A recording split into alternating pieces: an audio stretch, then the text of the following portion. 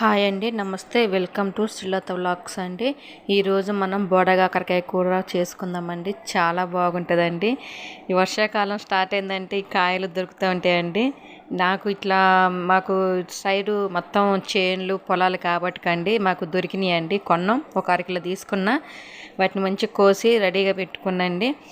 ఇప్పుడు ఎలా వండుకుందామో చూద్దామండి. నేను ఒక 3 పావుల నూనె పోసుకున్నా. చాలా బాగుంటుందండి. ట్రై చేసి చూడండి. కూర ఎట్లా వండుకున్నా చాలా బాగుంటుంది.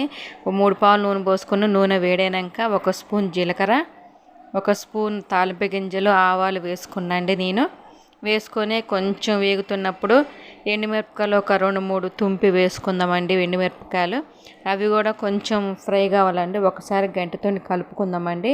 కలుపుకున్నాక ఇప్పుడు మనం ముందుగా కోసి రెడీ పెట్టుకున్నామండి. ఒక 2 ఉల్లిగడ్డలు, 4 పచ్చిమిర్చి అండి.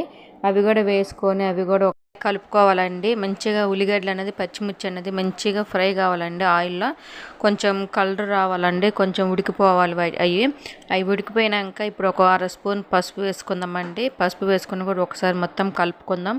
పసుపు అనేది పచ్చివాసన పోయేరాక కలుపుకుందామండి. చూడండి, ఈ విధంగా చేసుకుంటే చాలా బాగుంటుందండి. కూర అసలు దొరకటం చాలా చాలా బాగుంటాయండి. ఇవి కొనాలన్నా కూడా చాలా రేట్ చెప్తారండి. ఇప్పుడు ఉల్లిగడ్డలు, పసుపు అన్నీ వేసుకున్నాక కొంచెం కరివేపాకు వేసుకుందామండి. కరివేపాకు కూడా కొంచెం చిటపట్ల ఆడాలండి. కరివేపాకు కూడా ఇది కొంచెం ఫ్రై అయిపోయినాక అండి ఇప్పుడు మనం ఒక స్పూను లేకపోతే అల్లం పేస్ట్ వేసుకుందామండి. అల్లం పేస్ట్ వేసుకుని అల్లం పేస్ట్ కూడా కొంచెం పచ్చివాసన పోయేరాక మంచిగా ఫ్రై చేసుకోవాలండి. బాగా అల్లం వేగినప్పుడు స్మెల్ వస్తుందండి. చాలా బాగుంటుంది. ఆ విధంగా వచ్చేరాక వాసన పోయినాక ఉంచుకోనండి. ఇప్పుడు కొత్తిమీర వేసుకుందామండి. కొంచెం కొత్తిమీర వేసుకున్న కొత్తిమీర కూడా కొంచెం ఫ్రై కావాలి. ఫ్రై అయినాక ఇప్పుడు మనం కోసి రెడీగా పెట్టుకున్న బోడకాకరకాయలు ఉన్నాయి కండి, అవి వేసుకొని ఒకసారి మొత్తం కలుపుకుందామండి. ఈ విధంగా వేసుకోవాలండి మొత్తం. ఇక చూడండి, ఇట్లా కలుపుకోవాలండి. అంతా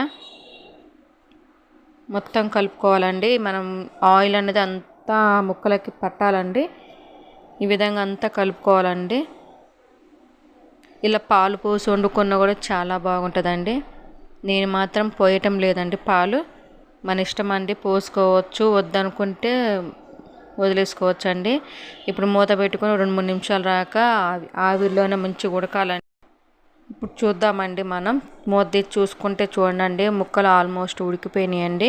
ఇదే విధంగా ఒక 2 నిమిషాలు ఇంకా ఫ్రై చేస్తూ ఉండాలండి. ఇప్పుడు ఒక 2 స్పూన్లు ఉప్పు వేసుకుంటాను. మన టేస్ట్కి సరిపోయిన ఉప్పు వేసుకోవచ్చు అండి. 2 స్పూన్లు ఉప్పు వేసుకొని మళ్ళీ ఒకసారి కలుపుకోవాలండి. మళ్ళీ ఒకసారి అంతా కలుపుకోవాలండి. ఉప్పు అనేది ముక్కలకు అంతా పట్టేలాగా అంతా ఒకసారి కలుపుకోవాలండి. బాగా ఈ విధంగానే కలుపుకోవాలండి. చూడండి, ఇప్పుడు ఉప్పు వేసుకున్నాక కలుపుకున్నాక కూడా ఒక్క నిమిషం మళ్ళీ మూత పెట్టుకుందామండి. 1 నిమిషం మూత పెట్టుకుంటే ఉప్పు అనేది మంచిగా పట్టి చాలా బాగుంటుందండి. ఇక చూడండి, మొత్తం ఉడికిపోయిందండి. ఒకసారి మళ్ళీ కలుపుకుందామండి. మొత్తం మంచిగా ఒకసారి కలుపుకుందామండి. ఈ విధంగా కలుపుకోవాలండి. కూర ఈ విధంగా సిమ్లోనే పెట్టుకోవాలండి. గ్యాస్ హైలో కూడా పెట్టుకోవద్దండి. ఈ విధంగా వండుకోవాలండి కూరని. చాలా బాగుంటుందండి. ఇప్పుడు ఎల్లిపాయలు నేను కచ్చాబచ్చాగా దంచుకొని ఎల్లిపాయలు వేసుకుంటున్నాను అండి. ఇట్లా కూరలో ఎల్లిపాయలు వేసుకుంటే అండి ఆ స్మెల్ అన్నది చాలా బాగుంటుందండి. ట్రై చేయండి ఒకసారి. ఈ కూర ఈ విధంగా నేను చెప్పిన విధంగా చేసుకొని ట్రై చేయండి. ఇప్పుడు నేను ఒక 2 స్పూన్లన్నర కారం వేసుకుంటున్నాను అండి. ఎందుకంటే మనం తినే దాన్ని బట్టి వేసుకోవచ్చు అండి కారం. నేను 2 స్పూన్లన్నర కారం వేసుకుంటానండి.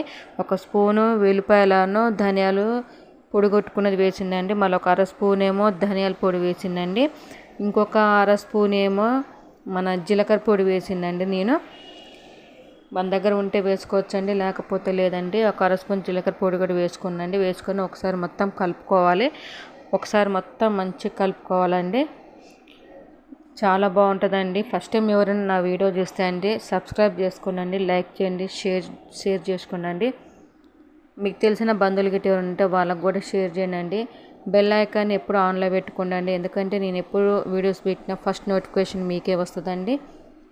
ఈ విధంగా అంతా కలుపుకున్నాకండి, ఈ విధంగా కలుపుకున్నాక 1 నిమిషం అట్లా మూత పెట్టుకొని తీసేసుకుందామండి. మూత పెట్టి తీసేసి కొత్తిమీర వేసుకుందామండి. రెడీ అయిపోయిందండి కూర. ఇక 1 నిమిషంలోనే కూర మొత్తం రెడీ అయిపోద్దండి. కలుపుకొని చూడండి ఈ విధంగా చూస్తుంటేనే తినబుద్ధి అవుతుందండి. చాలా బాగుంటుందండి. ఈ విధంగా వండుకోండి అండి. కూర బోడకాకరకాయ కూర అసలు దొరకటం చాలా కష్టం అండి. ఇప్పటి కాలంలో రేటు మాత్రం చాలా, అడిగితే చాలండి, రేటు మాత్రం చాలా చెప్తున్నారండి. ఈ విధంగా వండుకొని కూర మొత్తం రెడీ అయిపోయిందండి. కూర ఈ విధంగా ఉంటుందండి. ఇక చూడండి కూర మంచిగా అయిపోయిందని అంతా.